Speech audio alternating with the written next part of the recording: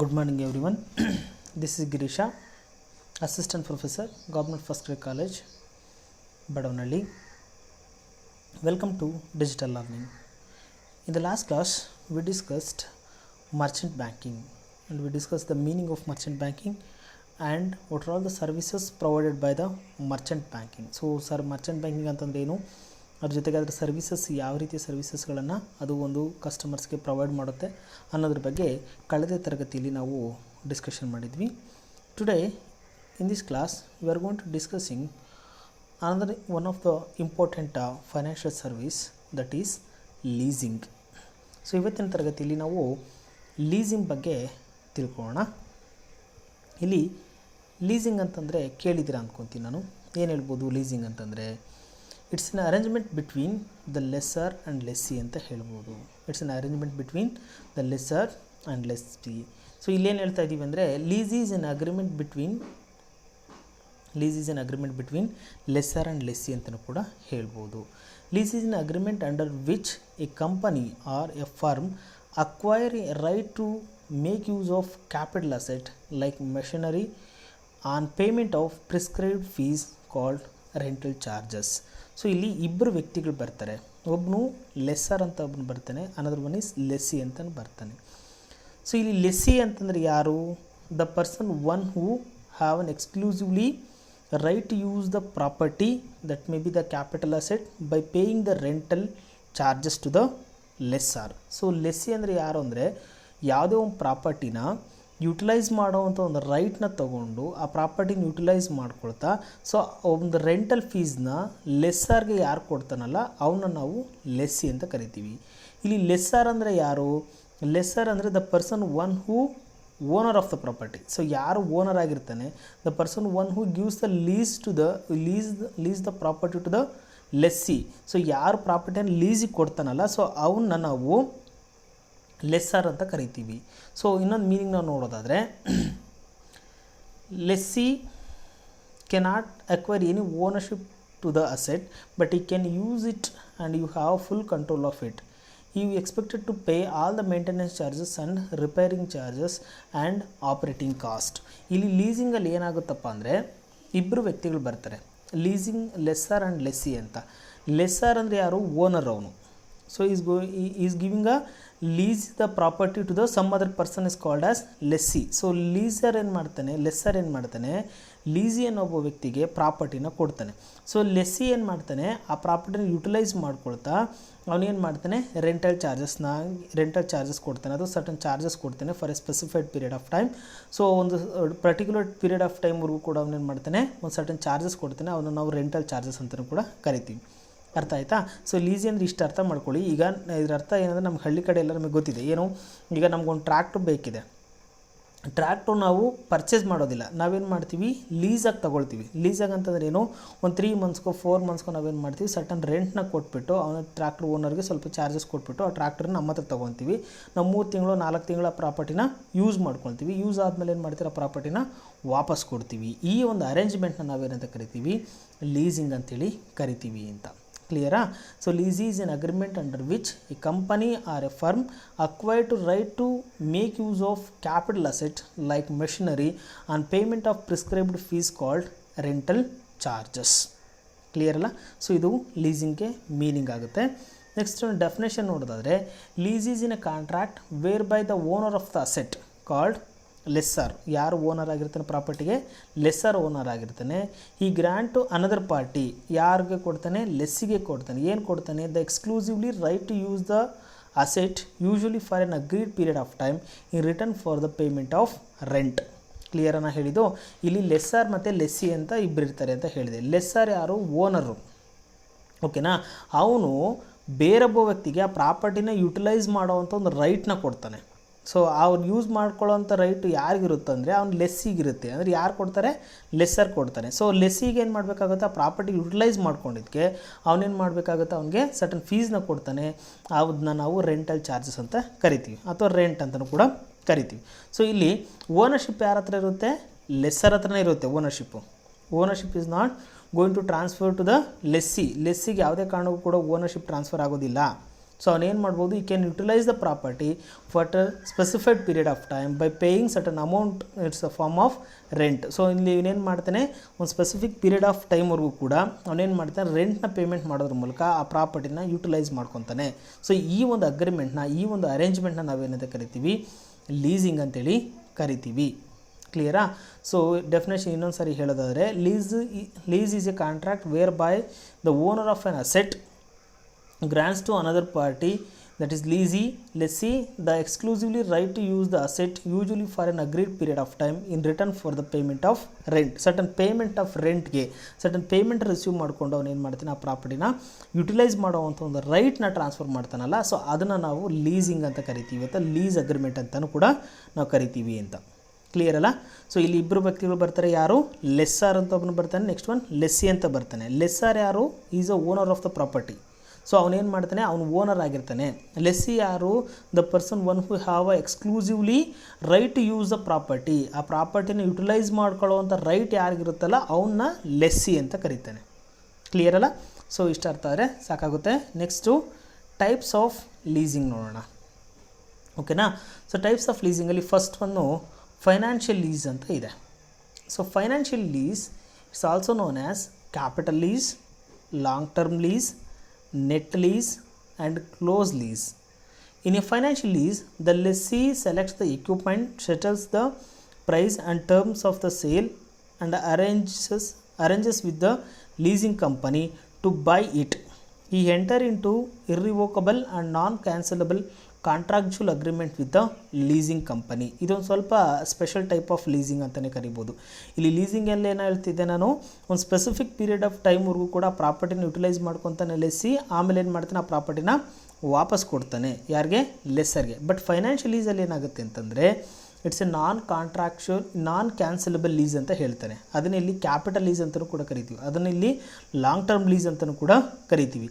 ಇಲ್ಲಿ ಏನಾಗುತ್ತೆ ಅಂತಂದರೆ, lessee have an option to repurchase the property after certain period of time. After certain period of time, nothing but after completion of the lease agreement period. So ಇಲ್ಲಿ ಲೆಸ್ಸಿಗೆ ಒಂದು option ಇರುತ್ತೆ. ಏನು option ಇರುತ್ತೆ ಅಂತಂದರೆ, ಆ ಪ್ರಾಪರ್ಟಿನ ಅವನೇನೆ ರೀಪರ್ಚೇಸ್ ಮಾಡಬೇಕು. ಯಾವಾಗ? After completion of a pre determined period. ಅಂದರೆ after completion of pre determined period ಅಂದರೆ ಯಾವುದು? ಲೀಸ್ ಪೀರಿಯಡ್ ಅಂತ ಏನಿರುತ್ತಲ್ವಾ, ಆ ಪೀರಿಯಡ್ ಆದಮೇಲೆ ಆ ಪ್ರಾಪರ್ಟಿನ ಯಾರು ಪರ್ಚೇಸ್ ಮಾಡಬೇಕು? ಲೆಸ್ಸಿನೇ ಪರ್ಚೇಸ್ ಮಾಡಬೇಕು. He may be purchase at in the market value or you can purchase at nominal value. So ಅವನು ನಾಮಿನಲ್ ವ್ಯಾಲ್ಯೂಗೋ ಅಥವಾ ಒಂದು ಅಗ್ರೀಡ್ ವ್ಯಾಲ್ಯೂಗೋ ಅಥವಾ ಒಂದು ಮಾರ್ಕೆಟ್ ವ್ಯಾಲ್ಯೂಗೋ ಅವನೇನು ಮಾಡಬೇಕಾಗುತ್ತೆ? ಪರ್ಚೇಸ್ ಮಾಡಬೇಕಾಗುತ್ತೆ. ಅದಕ್ಕೆ ಇಲ್ಲಿ ನಾವು ಇದನ್ನೇನಂತ ಕರಿತೀವಿ? ನಾನ್ ಕ್ಯಾನ್ಸಲಬಲ್ ಲೀಸ್ ಅಗ್ರಿಮೆಂಟ್ ಅಂತ ಕರಿತೀವಿ. ಓಕೆನಾ? ಸೊ ಇಲ್ಲಿ ಫೈನಾನ್ಷಿಯಲ್ ಲೀಸಲ್ಲಿ ಏನಾಗುತ್ತಪ್ಪ ಅಂದರೆ ಇಷ್ಟೇ. ಈಗ ಸಪೋಸ್ ಈಗ ಒಂದು ಮೆಷಿನರಿ ಇದೆ, ಅದ್ರ ಲೈಫ್ ಟೈಮ್ ಎಷ್ಟಿದೆ ಅಂದರೆ, ಲೈಫ್ ಆಫ್ ದ ಮೆಷಿನರಿ ಎಷ್ಟು? ಒಂದು 10 years ಇದೆ ಅಂತಂದರೆ, ನಾವೀಗ ಫೈನಾನ್ಷಿಯಲ್ ಲೀಸಲ್ಲಿ ಏನಾದರೂ ಅಗ್ರಿಮೆಂಟ್ಗೆ ಎಂಟ್ರ್ ಆದರೆ, ನಾವು ಲೆಸ್ಸರ್ ಆಗಿ ಅಗ್ರಿಮೆಂಟ್ಗೆ ಎಂಟ್ರ್ ಆದರೆ, after completion of 10 years we are going to purchase that machinery. After 10 years ಆದಮೇಲೆ ನಾವೇನು ಮಾಡಬೇಕಾಗುತ್ತೆ? ಆ ಮೆಷಿನರಿನ ರೀಪರ್ಚೇಸ್ ಮಾಡಬೇಕು. ಇದು ಕಂಪಲ್ಸರಿ. ಇದು ಹಾಗಾಗಿ ಇದನ್ನು ಫೈನಾನ್ಷಿಯಲ್ ಲೀಸ್ ಅಂತ ಕರಿತೀವಿ. ಅದಕ್ಕೆ ಇದನ್ನು ನಾನ್ ಕ್ಯಾನ್ಸಲಬಲ್ ಲೀಸ್ ಅಂತಲೂ ಕರಿತೀವಿ, ಲಾಂಗ್ ಟರ್ಮ್ ಲೀಸ್ ಅಂತಲೂ ಕೂಡ ಕರಿತೀವಿ. ಯಾಕೆ ಅಂತಂದರೆ, ಇಲ್ಲಿ ನಾವು ಆ ಒಂದು ಮಿಷನರಿನ after completion of specified period or pre determined period ಅಂತಂದರೆ ಮೋರ್ ಆರ್ ಲೆಸ್ ಅದು ಲೈಫ್ ಆಫ್ ದ ಪ್ರಾಜೆಕ್ಟ್ ಏನಿರುತ್ತೆ, ಲೈಫ್ ಆಫ್ ದ ಮೆಷಿನರಿ ಏನಿರುತ್ತೆ, ಆ ಮೆಷಿನರಿ ವ್ಯಾಲ್ಯೂ ಟೈಮ್ ಆದಮೇಲೆ ಅದನ್ನೇನು ಮಾಡಬೇಕಾಗುತ್ತೆ? ನಾವು ರೀಪರ್ಚೇಸ್ ಮಾಡಬೇಕಾಗುತ್ತೆ. ಅದನ್ನೇ ಇಲ್ಲಿ ಹೇಳ್ತಾನೆ, the financial lease could also be with the purchase option where at the end of the pre determined period the lessee lease has an option to buy the equipment at a predetermined value or at a nominal value. The financial lease may also contain non-cancelable clause, which means the lessor transfer the title of the property to the lessee at the end of the lease period. So ಈಗ 10 years ಆದಮೇಲೆ lesser ಏನು ಮಾಡಬೇಕಾಗುತ್ತೆ? Automatically ಆ ಪ್ರಾಪರ್ಟಿಯ ಓನರ್ಶಿಪ್ನ ಯಾರೇ transfer ಮಾಡಬೇಕಾಗುತ್ತೆ? ಲೆಸ್ಸಿಗೆ transfer ಮಾಡಬೇಕಾಗುತ್ತೆ. ಅದನ್ನು ನಾವಿಲ್ಲಿ ಫೈನಾನ್ಷಿಯಲ್ ಲೀಸ್ ಅಂತ ಕರಿತೀವಿ. ಓಕೆನಾ? ಫೈನಾನ್ಷಿಯಲ್ ಲೀಸ್ ಅಂದ್ರೆ ಇಷ್ಟೇ. Lessee have an option to repurchase the property after completion of the life of the project or after completion of the pre determined period of the project or after completion of the lease period of the project. So ಆ lease period ಆದಮೇಲೆ ಅವನೇನು ಮಾಡಬೇಕಾಗುತ್ತೆ? ಆ ಪ್ರಾಪರ್ಟಿನ repurchase ಮಾಡಬೇಕಾಗುತ್ತೆ. ಅದಕ್ಕೆ ಇದನ್ನ ನಾನ್ cancellable lease ಅಂತಲೂ ಕೂಡ ಕರಿತೀವಿ. ಇಲ್ಲಿ ಇದು ಕ್ಯಾನ್ಸಲಬಲ್ ಆಗಲ್ಲ, ಕ್ಯಾನ್ಸಲ್ ಮಾಡೋಕ್ಕೆ ಸಾಧ್ಯ ಇಲ್ಲ. ಯಾಕೆಂದರೆ ಆ ಪ್ರಾಪರ್ಟಿನ ಅವನೇ ಪರ್ಚೇಸ್ ಮಾಡಬೇಕಾಗುತ್ತೆ. ಅದನ್ನು ನಾವಿಲ್ಲಿ ಫೈನಾನ್ಷಿಯಲ್ ಲೀಸ್ ಅಂತ ಕರಿತೀವಿ. ಕ್ಲಿಯರಾ? ಸೊ ನೆಕ್ಸ್ಟ್ ಕ್ಲಾಸಿಫಿಕೇಷನ್ ನೋಡೋದಾದರೆ, ನೆಕ್ಸ್ಟ್ ಟೈಪ್ ನೋಡೋದಾದರೆ ಆಪರೇಟಿಂಗ್ ಲೀಸ್. ಇದು ಕ್ಲಿಯರ್ ಕಟ್ ಲೀಸ್. ಇಲ್ಲಿ ಏನಾಗುತ್ತೆ ಅಂದರೆ ನಾವು ಲೀಸಿಂಗ್ ಮೀನಿಂಗ್ ಏನು ಹೇಳಿದ್ವಲ್ಲ ಅದೇ ಮೀನಿಂಗೇ ಬರೆದ್ರೆ ಸಾಕಾಗುತ್ತೆ. ಇಲ್ಲೇನು an operating lease is also known as service lease or short term lease or true lease ಅಂತ ಹೇಳ್ತಾನೆ, or true lease. In this lease the contractual period between the lessor and lessee is less than the full expected economic life of the equipment.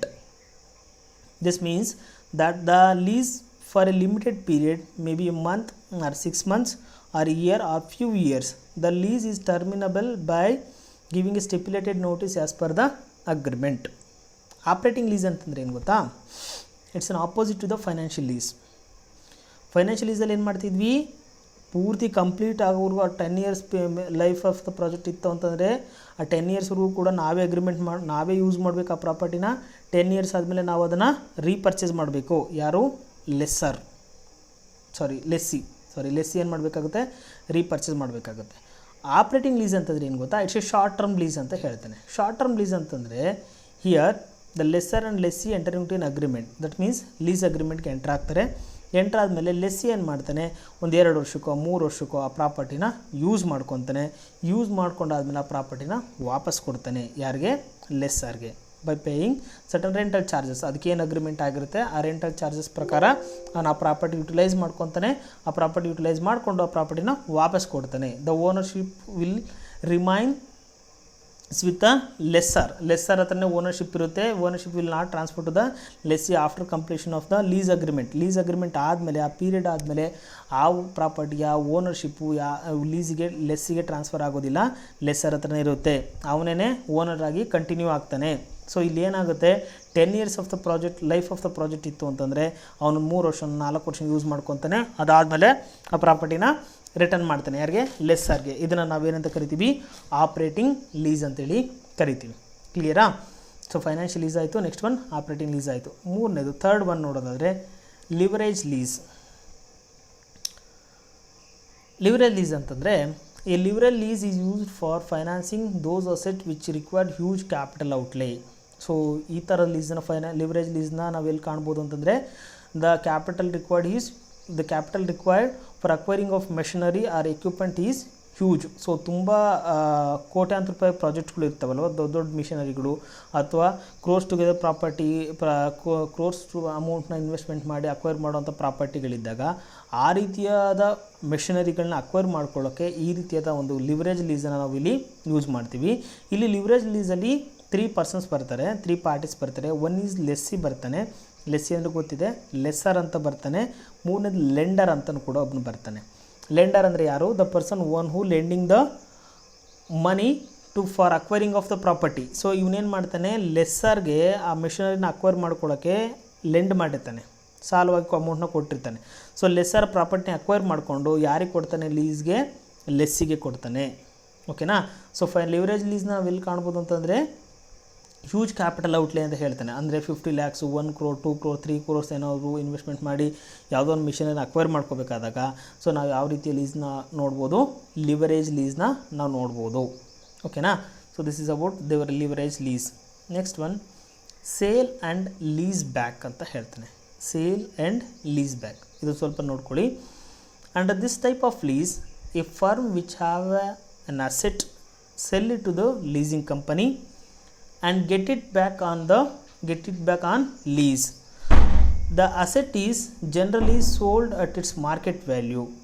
The firm receives the sales price in cash and gets the right to use the asset during the lease period. The firm make a periodical rental payment to the lessor. The title to the asset vests with the lessor. ಇಲ್ಲಿ for example ಒಂದು ಹೇಳ್ತೀನಿ ನೋಡಿ. ಈಗ ನಮ್ಮದೊಂದು company ಇದೆ, ನಾವೇನು ಮಾಡ್ತೀವಿ, ಒಂದು ಮೆಷಿನರಿನ ಲೀಸ್ ಕಂಪ್ನಿಗೆ ಸೇಲ್ ಮಾಡ್ತೀವಿ. ಯಾವ ಕಂಪ್ನಿ ಸೇಲ್ ಮಾಡ್ತೀವಿ? ಲೀಸ್ ಕಂಪ್ನಿಗೆ ಸೇಲ್ ಮಾಡ್ತೀವಿ. ಸೇಲ್ ಮಾಡಿದಾಗ ನಮಗೇನು ಬರುತ್ತೆ? ಆ ಪ್ರಾಪರ್ಟಿಗೆ 1 ಲಕ್ಷ ರೂಪಾಯಿ ವ್ಯಾಲ್ಯೂ ಅಂದ್ಕೊಳ್ಳಿ, ಒಂದು ಮೆಷಿನರಿಗೆ 1 ಲಕ್ಷ ರೂಪಾಯಿ ವ್ಯಾಲ್ಯೂ ಅಂದ್ಕೊಳ್ಳಿ. ಸೊ ನಮಗೆ ಆ ಪ್ರಾಪರ್ಟಿ ಸೇಲ್ ಆ ಮೆಷಿನರಿ ಸೇಲ್ ಆದ ತಕ್ಷಣ ನಮಗೇನಾಗುತ್ತೆ? 1 ಲಕ್ಷ ರೂಪಾಯಿ ಅಮೌಂಟ್ ಬರುತ್ತೆ. ಆ ಮೆಷಿನರಿ ಯಾರು ಪರ್ಚೇಸ್ ಮಾಡಿದರೆ? ಲೀಸಿಂಗ್ ಕಂಪನಿ ಪರ್ಚೇಸ್ ಮಾಡಿದರೆ, ಅಂದರೆ ಅವರು ಲೆಸ್ಸರ್ ಅಂದ್ಕೊಳ್ಳಿ. ನೆಕ್ಸ್ಟ್ ನಾವೇನು ಮಾಡ್ತೀವಿ, ಅದೇ ಕಂಪನಿಯಿಂದ ಅದೇ ಮಿಷನರಿನ ಲೀಸಾಗಿ ವಾಪಸ್ ತಗೊಳ್ತೀವಿ. ಯಾರು? ನಾವೇ. ಸೊ ಅವಾಗ ನಾವೇನಾಗ್ತೀವಿ? ಲೆಸ್ಸಿ ಆಗ್ತೀವಿ. ಸರ್ ಹಿಂಗ್ಯಾಕೆ ಆಗುತ್ತೆ? ಇದರಿಂದ ಏನು ಬೆನಿಫಿಟ್ ಆಗುತ್ತೆ ಅಂತಂದರೆ, ಇಲ್ಲಿ ನಮ್ಗೆ ಎರಡು ಬೆನಿಫಿಟ್ ಆಗುತ್ತೆ. ಒಂದು, ನಮ್ಮ ಮಿಷನರಿ ನಮ್ಮ ಹತ್ರನೇ ಇರುತ್ತೆ ಒಂದು. ಎರಡನೇದು, ನಾವು ಸೇಲ್ ಮಾಡಿದ್ದಾಗ ನಮಗೇನು ಬರುತ್ತೆ, 1 ಲಕ್ಷ ರೂಪಾಯಿ ಅಮೌಂಟು ಬರುತ್ತೆ. ಓಕೆನಾ? ಸೊ ಹಾಗಾಗಿ ಇದನ್ನು ನಾವು ಸೇಲ್ ಆ್ಯಂಡ್ ಲೀಸ್ ಬ್ಯಾಕ್ ಅಂತ ಹೇಳ್ತೀವಿ. ಅಂದರೆ ಒಂದು ಕಂಪ್ನಿ ಏನು ಮಾಡುತ್ತೆ, ಆ ಪ್ರಾಪರ್ಟಿನ ಸೇಲ್ ಮಾಡುತ್ತೆ ಯಾರಿಗೆ? ಲೀಸಿಂಗ್ ಕಂಪನಿಗೆ. ನೆಕ್ಸ್ಟ್ ಅದನ್ನ ಏನು ಮಾಡ್ತದೆ, get it back on lease ಅಂತ ಹೇಳ್ತಾನೆ. ಸೊ ಅದನ್ನ ಏನು ಮಾಡ್ತೀವಿ, ಲೀಸ್ಗೆ ನೆಕ್ಸ್ಟ್ ನಾವು ವಾಪಸ್ ತರಿಸ್ಕೊತೀವಿ. ವಾಪಸ್ ತರಿಸ್ಕೊಂಡು ಏನು ಮಾಡ್ತೀವಿ, ಆ ಪ್ರಾಪರ್ಟಿನ ಯುಟಿಲೈಸ್ ಮಾಡ್ಕೊಳ್ತಾ ಅದಕ್ಕೆ ಏನು ಮಾಡ್ತೀವಿ, ನಾವು ರೆಂಟಲ್ ಚಾರ್ಜಸ್ನ ಕೊಡ್ತೀವಿ. ಸೊ ಇಲ್ಲಿ real owner of the property ಯಾರು?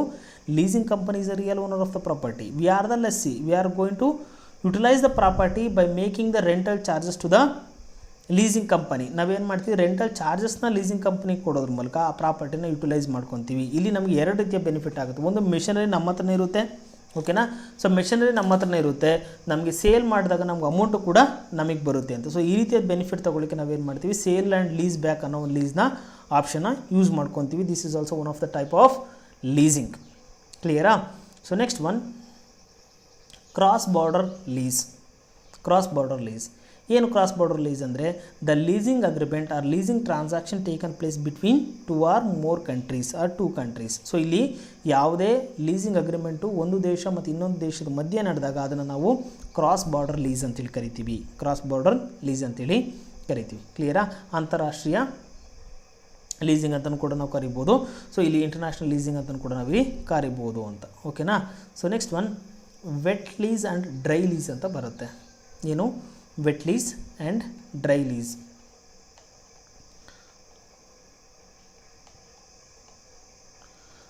A wet lease is one where the lessor is responsible for full control and maintenance of leased asset. ಓಕೆನಾ? ಸೊ ಇಲ್ಲಿ ವೆಟ್ ಲೀಸಲ್ಲಿ ಏನಾಗುತ್ತೆ, lessor is have a responsible to maintenance the particular property or particular asset. So ಇಲ್ಲಿ lease ಕೊಟ್ಟಾದಮೇಲೆ ಕಾಮನಾಗಿ lessee responsible ಆಗಿರುತ್ತೆ. But wet ಲೀಸಲ್ಲಿ ಏನಾಗುತ್ತೆ ಅಂತಂದರೆ, ಲೆಸ್ಸಾರೇ ಅದನ್ನೇನು ಮಾಡ್ತಾರೆ, ಮೇಂಟೆನೆನ್ಸ್ ಚಾರ್ಜಸ್ ಆಗಲಿ, ರಿಪೈರ್ ಚಾರ್ಜಸ್ ಆಗಲಿ, ಎಲ್ಲ ರೀತಿಯ ಚಾರ್ಜಸ್ನ ಲೆಸ್ಸಾರೇ ನೋಡಿಕೊಂಡ್ರೆ ಅದನ್ನ ನಾವು ವೆಟ್ ಲೀಸ್ ಅಂತ ಕರಿತೀವಿ. ಓಕೆನಾ? ಇನ್ನು ಅನದರ್ ಒಂದು ಡ್ರೈ ಲೀಸ್ ಅಂತಂದರೆ, ಇಲ್ಲಿ it's an opposite to the wet lease. ಇಲ್ಲೇನಾಗುತ್ತೆ, on the other hand, the dry lease involves the payment of insurance and maintenance cost by the lessee. ಇಲ್ಲಿ ಮೇಂಟೆನೆನ್ಸ್ ಚಾರ್ಜಸ್ ಆಗಲಿ, ಇನ್ಶೂರೆನ್ಸ್ ಚಾರ್ಜಸ್ ಆಗಲಿ, repair charges ಆಗಲಿ, it's paid by the lessee. But wet ಲೀಸಲ್ಲಿ ಏನಾಗುತ್ತೆ, lessor payment ಮಾಡ್ತಾನೆ ಆ ಥರ charges ಎಲ್ಲನ. ಬಟ್ ಡ್ರೈ ಲೀಸಲ್ಲಿ ಏನು ಮಾಡ್ತಾನೆ, ಲೆಸ್ಸಿ ಏನು ಮಾಡ್ತಾನೆ, ಚಾರ್ಜಸ್ ಎಲ್ಲ ಪೇಮೆಂಟ್ ಮಾಡ್ತಾರೆ. Insurance, maintenance charges, repair charges ಎಲ್ಲ ಕೂಡ ಯಾರು ಪೇಮೆಂಟ್ ಮಾಡ್ತಾರೆ, ಲೆಸ್ಸಿ ಪೇಮೆಂಟ್ ಮಾಡ್ತಾನೆ ಅಂತ. ಕ್ಲಿಯರಾ? So last one, vendor leasing. A vendor leasing is one where the retail vendor tie up with the lease finance company which give the financing option to the customers of the vendors to purchase the product. This type of lease is popularly in auto finance. So ಇಲ್ಲಿ vendors ಏನು ಮಾಡ್ತಾರೆ, they tie up with the leasing company ಜೊತೆ vendors tie up ಆಗಿ ಅವ್ರು ಏನು ಮಾಡ್ತಾರೆ, vendors ಕಸ್ಟಮರ್ಸ್ಗೆ leasing company ಮೂಲಕ ಪ್ರಾಪರ್ಟಿನ ಲೀಸಿಗೆ ಕೊಡಿಸ್ತಾರೆ. ಸೊ ಇಲ್ಲಿ ಲೀಸಿಗೆ ಕೊಡೋದ್ರಿಂದ ಏನಾಗುತ್ತೆ, ಅವ್ರಿಗೆ ಸೇಲ್ ಆಗುತ್ತೆ ಪ್ರಾಪರ್ಟಿ, ಅದ್ರ ಜೊತೆಗೆ ಏನಾಗುತ್ತೆ, ನಮಗೆ ರೆಂಟಲ್ ಚಾರ್ಜಸ್ಸು ಕೂಡ ಅವ್ರಿಗೆ ಬರುತ್ತೆ. ಲೀಸಿಂಗ್ ಕಂಪ್ನಿಗೆ ರೆಂಟಲ್ ಚಾರ್ಜಸ್ ಬರುತ್ತೆ, ವೆಂಡರ್ಸ್ಗೆ ಏನಾಗುತ್ತೆ, ಸೇಲ್ ಆಗುತ್ತೆ ಅಂತ. ಸೊ ಹಾಗಾಗಿ ಈ ರೀತಿಯ ಚಾರ್ಜಸ್ನ ನಾವೀಗ ಆಟೋ ಫೈನಾನ್ಸ್ ಅಂತ ಹೇಳ್ತೇವೆ. ಆಟೋಗಳೆಲ್ಲ ತೊಗೊಂಡು ಫೈನಾನ್ಸ್ ಮೇಲೆ ತೊಗೊಳ್ತಾರಲ್ಲ, ಅದು ಲೀಸಿಂಗಲ್ಲಿ ತೊಗೊಳ್ತಾರಲ್ಲ. ಸೊ ಆ ಥರದ್ದು ಫೈನಾನ್ಸಲ್ಲಿ ಇಲ್ಲಿ ಪಾಪ್ಯುಲರ್ ಆಗಿರುತ್ತೆ ಅಂತ. So these are all the types of leasing. So ಯಾವ ಲೀಸಿಂಗ್ ನಾವು ನೋಡಿದ್ವಿ ಅಂತಂದರೆ, ಫಸ್ಟ್ ಒನ್ನು ಫೈನಾನ್ಷಿಯಲ್ ಲೀಸ್ ಅಂತ ನೋಡಿದ್ವಿ. ಸೊ ಫೈನಾನ್ಷಿಯಲ್ ಲೀಸ್ ಅಂತಂದರೆ ತುಂಬ ಸಿಂಪಲಾಗಿ ಹೇಳೋದಾದರೆ, ಫೈನಾನ್ಷಿಯಲ್ ಲೀಸ್ ಅಂತಂದರೆ at the end of the completion of the lease period the less is going to purchase the property. ಅಷ್ಟೇ. ಲೆಸ್ಸಿ ಏನು ಮಾಡ್ತಾನೆ, ಆ project life of the project ಮುಗಿದಾದಮೇಲೆ ಆ ಪ್ರಾಪರ್ಟಿನ ರೀಪರ್ಚೇಸ್ ಮಾಡ್ತಾನೆ. ಸೊ ಆಪರೇಟಿಂಗ್ ಲೀಸಲ್ಲಿ ಈ ಥರ ಇಲ್ಲ, it's an opposite to the financial lease. ಇಲ್ಲಿ ಏನಾಗುತ್ತೆ, ಈ as going to make the rental payment for a specified period of time. May be it's less than the economic life of the project. So economic life of the ಪ್ರಾಜೆಕ್ಟ್ಗಿಂತ ಕಡಿಮೆ ಅವಧಿಗೆ ಏನು ಮಾಡ್ತಾನೆ, ಆ ಪ್ರಾಪರ್ಟಿಗೆ ರೆಂಟಲ್ ಚಾರ್ಜಸ್ ಕೊಡ್ತಾನೆ. So ಆ property utilise ಮಾಡ್ಕೊತಾನೆ, ಅದಾದಮೇಲೆ ಏನು ಮಾಡ್ತಾರೆ, ರಿಟರ್ನ್ ಮಾಡ್ತಾನೆ ಅಂತ. ಸೊ ಇನ್ನು ನಾವು ಲಿವರೇಜ್ ಲೀಸಸ್ನ ಎಲ್ಲಿ ಕಾಣ್ಬೋದು, ಹ್ಯೂಜ್ ಕ್ಯಾಪಿಟಲ್ ಔಟ್ಲೇ ಅಂತ ಹೇಳ್ತೀನಿ. Huge capital requirement, 1 crore 2 crore ಪ್ರಾಪರ್ಟಿನ ನಾವು ಅಕ್ವೈರ್ ಮಾಡುವಾಗ ಲಿವರೇಜ್ ಲೀಸ್ ಬರುತ್ತೆ. ಇಲ್ಲಿ ಲೆಂಡರ್ ಅಂತ ಒಬ್ಬ ವ್ಯಕ್ತಿ ಬರ್ತಾನೆ. ಲೆಂಡರ್ ಏನು ಮಾಡ್ತಾನೆ, ಲೆಸ್ಸರ್ಗೆ ಪ್ರಾಪರ್ಟಿನ ಅಕ್ವೈರ್ ಮಾಡ್ಕೊಳ್ಳೋಕ್ಕೆ ಅವನಿಗೆ ಫೈನಾನ್ಷಿಯಲ್ ಅಸಿಸ್ಟೆನ್ಸ್ ಮಾಡಿರ್ತಾನೆ ಅಂತ. ಸೊ ಅದನ್ನು ನಾವಿಲ್ಲಿ ಲಿವರೇಜ್ ಲೀಸ್ ಅಂತ ನೋಡ್ಬೋದು. ಇನ್ನು ಸೇಲ್ ಆ್ಯಂಡ್ ಲೀಸ್ ಬ್ಯಾಕ್ ಅಂತಂದರೆ ಪ್ರಾಪರ್ಟಿ ಸೇಲ್ ಮಾಡ್ತೀವಿ ಮತ್ತು get it back from the leasing company on the lease agreement. So lease agreement ಮೇಲೆ ಪ್ರಾಪರ್ಟಿನ ರಿಟರ್ನ್ ತೊಗೊಂಡು ಯುಟಿಲೈಸ್ ಮಾಡ್ಕೊತೀವಿ, ರೆಂಟಲ್ ಚಾರ್ಜಸನ್ನು ಕೊಡ್ತೀವಿ after completion of our requirement. So of specified period of time ಅದಾದಮೇಲೆ ಅದು ಪ್ರಾಪರ್ಟಿನ transfer ಮಾಡ್ತೀವಿ, ಯಾರಿಗೆ ಲೀಸಿಂಗ್ ಕಂಪ್ನಿಗೆ ಟ್ರಾನ್ಸ್ಫರ್ ಮಾಡ್ತೀವಿ ಅಂತ. ಇದನ್ನು ನಾವು ಸೇಲ್ ಆ್ಯಂಡ್ ಲೀಸ್ ಬ್ಯಾಕ್ ಅಂತಲೂ ಕೂಡ ಕರಿತೀವಿ. ನೆಕ್ಸ್ಟ್ ಕ್ರಾಸ್ ಬಾರ್ಡರ್ ಲೀಸ್ ಅಂತಂದರೆ the leasing agreement transaction taken place between 2 or more countries, ಎರಡಕ್ಕಿಂತ ಹೆಚ್ಚಿನ ದೇಶಗಳೊಂದಿಗೆ ಒಂದು ಲೀಸಿಂಗ್ ಅಗ್ರಿಮೆಂಟ್ಗಳಾದಾಗ ಅದನ್ನು ನಾವು ಕ್ರಾಸ್ ಬಾರ್ಡರ್ ಲೀಸ್ ಅಂತಲೂ ಕೂಡ ಕರಿತೀವಿ. Next one wet lease and dry lease ಅಂತ ಇದೆ. ವೆಟ್ ಲೀಸ್ ಅಂತಂದರೆ lessor is responsible to maintain the property, maintenance of the property and repairing of the property or insurance charges of the properties paid by lessor. So ಲೆಸ್ಸಾರೇ ಎಲ್ಲ ರೀತಿಯ ಚಾರ್ಜಸ್ನ payment ಮಾಡ್ತಾನೆ ಎಲ್ಲಿ, wet ಲೀಸಲ್ಲಿ. ಬಟ್ ಡ್ರೈ ಲೀಸಲ್ಲಿ it's the all charges is paid by lessee. ಈ ಥರ ಚಾರ್ಜಸ್ಗಳನ್ನೆಲ್ಲವೂ ಕೂಡ ಮೇಂಟೆನೆನ್ಸ್ ಚಾರ್ಜಸ್, ಇನ್ಶೂರೆನ್ಸ್ ಚಾರ್ಜಸ್ ಎಲ್ಲ ಯಾರು ಕೊಡ್ತಾರೆ ಇಲ್ಲಿ, ಲೆಸ್ಸಿ ಪೇಮೆಂಟ್ ಮಾಡ್ತಾರೆ ಅನ್ನೋದನ್ನು ನಾವಿಲ್ಲಿ ತಿಳ್ಕೊಬೋದು. ನೆಕ್ಸ್ಟ್ ಒನ್ ವೆಂಡರ್ ಲೀಸಿಂಗ್ ಅಂತ ಹೇಳಿದೆ. ವೆಂಡರ್ ಲೀಸಿಂಗ್ ಅಂತಂದರೆ ಇಲ್ಲಿ ವೆಂಡರ್ ಅನ್ನೋರು ಏನು ಮಾಡ್ತಾರೆ, ಲೀಸಿಂಗ್ ಕಂಪ್ನಿ ಜೊತೆ ಒಂದು ಟೈಅಪ್ ಆಗಿರ್ತಾರೆ. ಸೊ ಟೈಅಪ್ ಆಗಿ ಅವ್ರು ಏನು ಮಾಡ್ತಾರೆ, ಪ್ರಾಪರ್ಟಿನ ಲೀಸಿಗೆ ಕೊಡಿಸ್ತಾರೆ. ಓಕೆನಾ. ಸೊ ಈ ರೀತಿಯಾದ ಲೀಸಿಂಗ್ನ ನಾವಿಲ್ಲಿ ವೆಂಡರ್ ಲೀಸಿಂಗ್ ಅಂತಲೂ ಕೂಡ ಕರಿತೀವಿ. Next one advantages of leasing. Advantages of leasing ನಾವು ನೋಡೋದಾದರೆ first one it permits the alternative use of funds ಅಂತ ಹೇಳ್ತಾನೆ. A leasing arrangement provides a firm with use and control over the asset without incurring huge capital expenditure. ಇಲ್ಲೇನು ನಮಗೆ ಒಂದು 10 ಲಕ್ಷ ರೂಪಾಯಿ property, 10 lakh ರೂಪಾಯಿ ಒಂದು ಮೆಷಿನರಿ ಬೇಕಿದೆ, ಅದ್ರ ವ್ಯಾಲ್ಯೂ ಒಂದು 10 ಲಕ್ಷ ಅಂದರೆ ನಾವು ಪರ್ಚೇಸ್ ಮಾಡಿದ್ರೆ ನಮ್ಗೆ ಏನಾಗುತ್ತೆ, ಆ ಮೆಷಿನರಿ ನಮ್ಮದಾಗುತ್ತೆ, 10 ಲಕ್ಷ ರೂಪಾಯಿ ಅಮೌಂಟ್ ಔಟ್ಲೇ ಹೋಗುತ್ತೆ, ಹೊರಗಡೆ ಔಟ್ ಆಫ್ ಕ್ಯಾಶ್ ಏನಾಗುತ್ತೆ, ಔಟ್ಫ್ಲೋ ಆಗುತ್ತೆ. ಬಟ್ ಇಲ್ಲಿ ನಾವು 10 ಲಕ್ಷ ಇನ್ವೆಸ್ಟ್ಮೆಂಟ್ ಮಾಡ್ದಲೇ ಆ ಮಿಷನರಿನ ಅಕ್ವೈರ್ ಮಾಡ್ಕೋಬೋದು. ಯಾವುದ್ರ ಮೂಲಕ, ಲೀಸಿಂಗ್ ಮೂಲಕ. ಇದೇನಾಗುತ್ತೆ, we can utilise that amount for the further purpose or for an alternative purpose. ಬೇರೆ ಪರ್ಪಸ್ಗೆ ನಾವೇನು ಮಾಡ್ಬೋದು, ಆ ಫಂಡನ್ನು ನಾವೇನು ಮಾಡ್ಬೋದು, ಯುಟಿಲೈಸ್ ಮಾಡ್ಕೋಬೋದು. ಅದನ್ನೇ ಇಲ್ಲಿ ಏನಿರುತ್ತೆ, it permits the alternative use of funds. ನಾವು ಇರೋವಂಥ ಫಂಡ್ಸ್ನ ಬೇರೆ ಪರ್ಪಸ್ಗೆ ಯೂಸ್ ಮಾಡ್ಕೋಬೋದು. ಇದು ಲೆಸ್ಸಿಗೆ ತುಂಬ ಅನುಕೂಲ ಆಗುತ್ತೆ, ತುಂಬ ಬೆನಿಫಿಷಿಯಲ್ ಆಗುತ್ತೆ ಅಂತ. ಫಾಸ್ಟರ್ ಆ್ಯಂಡ್ ಚೀಪರ್ ಕ್ರೆಡಿಟ್ ಅಂತ ಹೇಳ್ತಾನೆ. So compare to the acquiring of the property, we can acquire the property under lease agreement. We can get the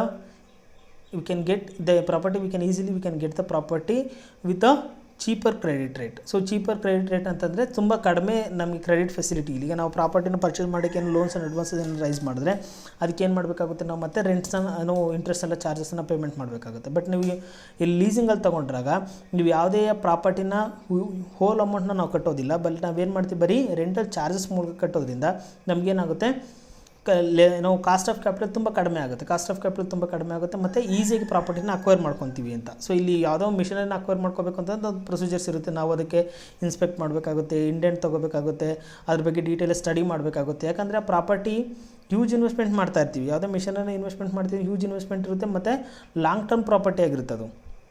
so 1 ವರ್ಷಕ್ಕೆ 2 ವರ್ಷಕ್ಕಲ್ಲ, ಒಂದು 10 years 15 years ಇರುತ್ತೆ. ಸೊ ಹಾಗಾಗಿ ಅದು ಟೈಮ್ ಕನ್ಸ್ಯೂಮ್ ಮಾಡುತ್ತೆ. ಬಟ್ ನಾವು ಅದೇ ಲೀಸಿಂಗಲ್ಲಿ ತೊಗೊಳ್ಳೋದಾದರೆ ಈಸಿಯಾಗಿ ತೊಗೋಬೋದು ಅಂತ. ಯಾಕೆ ಅಂತಂದರೆ we no need to study the detail of the property ನಾವು ಸ್ಟಡಿ ಮಾಡೋ ಅವಶ್ಯಕತೆಯೇ ಇಲ್ಲ. ಯಾಕೆಂತಂದರೆ ನಾವು ಪರ್ಚೇಸ್ ಮಾಡೋದು ನಾವೇನು ಪರ್ಚೇಸ್ ಮಾಡ್ತಾ ಇಲ್ಲ, ಇಲ್ಲಿ ಒಂದು ಸ್ಪೆಸಿಫಿಕ್ ಪೀರಿಯಡ್ವರೆಗೂ ಕೂಡ ಆ ಪ್ರಾಪರ್ಟಿ ಯುಟಿಲೈಸ್ ಮಾಡ್ಕೊಳ್ತಿದ್ದೀವಿ. ಆ ಒಂದು ಕಾರಣಕ್ಕೆ ಫಾಸ್ಟ್ ಆ್ಯಂಡ್ ಚೀಪರ್ ಕ್ರೆಡಿಟ್ ಅಂತ ನಾವಿಲ್ಲಿ ಹೇಳ್ಬೋದು. And next one flexibility.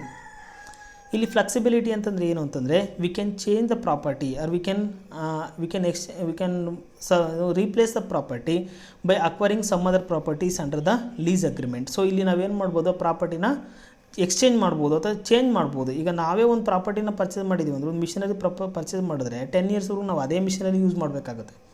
But ಇಲ್ಲಿ ಏನು ಮಾಡ್ಬೋದು, ನಾವು ಚೇಂಜಸ್ ಮಾಡ್ಕೋಬೇಕು. If you are not interested ಅಂತಂದಾಗ we can easily return the property to the leasing ಕಂಪ್ನಿಗೆ ಪ್ರಾಪರ್ಟಿನ ವಾಪಸ್ ಕೊಟ್ಟು ನಮ್ಮ ಪಾರ್ಟಿಗೆ ನಾವು ಇರ್ಬೋದು, ಅಥವಾ ಬೇರೆ ಪ್ರಾಪರ್ಟಿ ನಾವು ಈಸಿಯಾಗಿ ಪರ್ಚೇಸ್ ಮಾಡ್ಬೋದು, ಅಥವಾ ಲೀಸಿಂಗ್ ಕಂಪ್ನಿ ಜೊತೆ ಮತ್ತೊಂದು ಪ್ರಾಪರ್ಟಿನ ನಾವು ಲೀಸಾಗಿ ತೊಗೋಬೋದು ಅಂತ. Next one, it facilitates additional borrowings ಅಂತ ಹೇಳ್ತಾನೆ. Leasing may increase long term ability to acquire funds.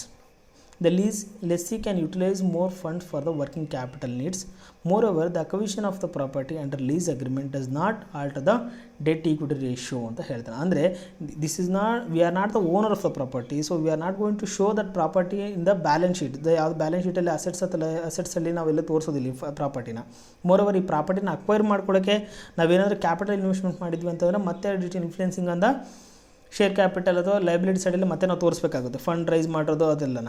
But ಇಲ್ಲಿ ನಮಗೆ ಬ್ಯಾಲೆನ್ಸ್ ಶೀಟ್ಗೆ ಇಲ್ಲಿ ಸಂಬಂಧಪಡೋದೇ ಇಲ್ಲ ಇಲ್ಲಿ ಲೀಸಿಂಗ್ ಅಗ್ರಿಮೆಂಟಲ್ಲಿ. ಸೊ ಹಾಗಾಗಿ ನಮ್ಗೆ ಇದೇನಾಗುತ್ತೆ, it's facilitate to get more funds. So additional ಫಂಡ್ಸ್ನ ಬಾರೋ ಮಾಡಲಿಕ್ಕೆ, ರೈಸ್ ಮಾಡಲಿಕ್ಕೆ ನಮಗಿದು ಅನುಕೂಲ ಆಗಿರುತ್ತೆ ಅಂತ. And next one, protection against obsolescence ಅಂತಂದರೆ ಔಟ್ಡೇಟೆಡ್ ಅಂತ ಹೇಳ್ತೀವಿ. ಈಗ ಯಾವುದೋ ಒಂದು ಮಿಷನರಿ ಪರ್ಚೇಸ್ ಮಾಡಿದ್ದೀವಿ, ಆ ಟೆಕ್ನಾಲಜಿ ಏನಾದರೂ ಔಟ್ಡೇಟೆಡ್ ಆದರೆ ಆ ಮಿಷನರಿ ವೇಸ್ಟ್ ಆಗುತ್ತೆ. ಓಕೆನಾ. ಸೊ ನಾವು ಇನ್ವೆಸ್ಟ್ಮೆಂಟ್ ಮಾಡಿರೋ ಮಿಷನರಿಗೆ ಅಮೌಂಟ್ ಏನಾಗುತ್ತೆ, ನಮಗೆ ಲಾಸ್ ಆಗುತ್ತೆ. ಸೊ ಆ ಒಂದು ಕಾರಣಕ್ಕೆ, so without incurring the original cost of the machinery we can acquire the machinery under the lease agreement. So ನಾವೇನು ಮಾಡ್ಬೋದು, ಆ ಪ್ರಾಪರ್ಟಿ ಏನು ಕಾಸ್ಟ್ ಇದೆ ಅದನ್ನ ಅಷ್ಟು ಇನ್ವೆಸ್ಟ್ಮೆಂಟ್ ಮಾಡ್ದಲೇ ನಾವೇನು ಮಾಡ್ಬೋದು, ಲೀಸ್ ಅಗ್ರಿಮೆಂಟಲ್ಲಿ ಮಿಷನರಿ ತೊಗೋಬೋದು. So after completion of our requirement, after completion of specific period of time we can return the property to the leasing company. ನಮಗೆ ಟೆಕ್ನಾಲಜಿನ ಔಟ್ಡೇಟೆಡ್ ಆಗಿದೆ ಅಥವಾ ಮಿಷನರಿ ಔಟ್ಡೇಟೆಡ್ ಆಗಿದೆ ಅಂತಂದ್ರೆ ನಾವು ಅದನ್ನೇನು ಮಾಡ್ಬೋದು, ಲೀಸಿಂಗ್ ಕಂಪ್ನಿಗೆ ವಾಪಸ್ ಕೊಡ್ಬೋದು ಅಂತ. These are all the advantages of leasing. Next one, disadvantages of leasing is not suitable mode of project finance.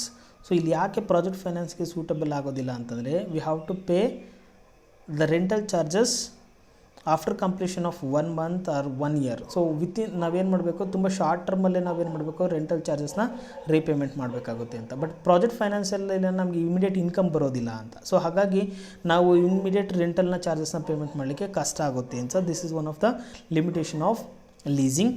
And second ಒಂದು ನೋಡಿದಾಗ, sudden tax benefits R incentives such as subsidy may not available on the leased equipment. ನಾವು ಯಾವುದೋ missionary purchase ಮಾಡಿದಾಗ ನಮಗೆ subsidies ಆಗಲಿ, tax benefits ಆಗಲಿ, incentives ಆಗಲಿ ಸಿಗುತ್ತೆ. ಸೊ ಆ ರೀತಿಯಾದ ಇನ್ಸೆಂಟಿವ್ಸು, ಟ್ಯಾಕ್ಸ್ ಬೆನಿಫಿಟ್ಸ್ ನಮಗಿಲ್ಲಿ ಸಿಗೋದಿಲ್ಲ ಅಂತ. Next one, the value of real assets such as land and building may be increase during the lease period. So ಇಲ್ಲಿ ಕ್ಯಾಪಿಟಲ್ ಅಪ್ರಿಸಿಯೇಷನ್ ಆಗೋ ಚಾನ್ಸಸ್ಸು ಇರುತ್ತೆ. ಕೆಲವೊಂದು ಸರಿ ಮಿಷನರಿ ನಾವು ಅಕ್ವೈರ್ ಮಾಡಿದಾಗ, ಯಾವುದೋ ಒಂದು ಪ್ರಾಪರ್ಟಿನ ಫಿಕ್ಸ್ಡ್ ಅಸೆಟ್ನ ಅಕ್ವೈರ್ ಮಾಡಿದಾಗ ಕ್ಯಾಪಿಟಲ್ ಅಪ್ರಿಸಿಯೇಷನ್ ಆಗುತ್ತೆ. ಬಟ್ ನಾವು ಇಲ್ಲಿ ಲೀಸ್ ಆಗಿ ತಗೊಂಡಾಗ we are not become a owner of the property. So ಹಾಗಾಗಿ ಆ ಕ್ಯಾಪಿಟಲ್ ಅಪ್ರಿಸಿಯೇಷನ್ ಆಗಿರೋದು ಯಾವುದೇ ಬೆನಿಫಿಟ್ ಕೂಡ ನಮಗೆ ಇಲ್ಲಿ ಸಿಗೋದಿಲ್ಲ ಅಂತ. And last one, the cost of financing generally higher than the debt financing. So ಇಲ್ಲಿ ನಾವು ರೆಂಟಲ್ ಚಾರ್ಜಸ್ ಏನು ಪೇಮೆಂಟ್ ಮಾಡ್ತೀವಲ್ಲ, ಅದು compare to the cost of ಡೆಟ್ಗೆ ಕಂಪೇರ್ ಮಾಡಿದ್ರೆ ಅದು ತುಂಬ ಜಾಸ್ತಿ ಆಗಿರುತ್ತೆ ಅಂತ. ನಾವು ಡೆಟ್ನ ರೈಸ್ ಮಾಡಿ ನಾವು ಈಸಿಯಾಗಿ ಮೆಷಿನರಿನೇ ಅಕ್ವೈರ್ ಮಾಡ್ಕೋಬೋದಾಗಿತ್ತು. ಬಟ್ ನಾವು ಇಲ್ಲಿ ಏನು ಮಾಡಿದ್ವಿ, ಮೆಷಿನ್ನ ಅಕ್ವೈರ್ ಮಾಡ್ಕೊಳ್ಳಿಲ್ಲ, ಬರೀ ಲೀಸಾಗಿ ಏನು ಮಾಡಿದ್ವಿ, ನಾವಿಲ್ಲಿ ತೊಗೊಂಡಿದ್ದೀವಿ ಅಂತ. So these are all the limitations of lease financing. ಓಕೆನಾ. ಸೊ ಇಷ್ಟು ಅರ್ಥ ಆಗಿದೆ ಅಂದ್ಕೊತೀನಿ. Thank you.